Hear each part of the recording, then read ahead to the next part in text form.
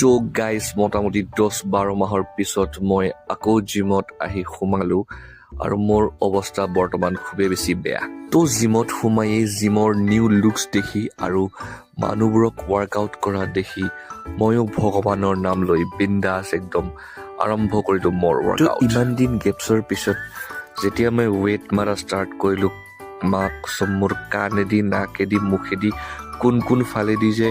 হাৱা ওলাই আহিছে মই নিজে ক'ব নোৱাৰোঁ মোৰ অৱস্থা খুবেই খাৰাপ ক'ৰ মটিভেশ্যন ক'ত গ'ল ভগৱানেহে জানে আৰু তো এবাৰ ইটো কোণাত এবাৰ সিটো কোণাত বহি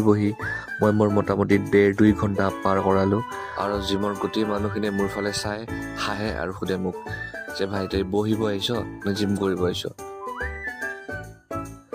তো আজিৰ কাৰণে হ'ব বহুত বহিলোঁ বহুত ৱৰ্কআউট কৰিলোঁ এতিয়া আমি যাওঁ ঘৰত নেক্সট ভিডিঅ'ত আপোনালোকক আকৌ লগ পাম তো আজিৰ কাৰণে ইমানেই বেছি কথা নাপাতো বাই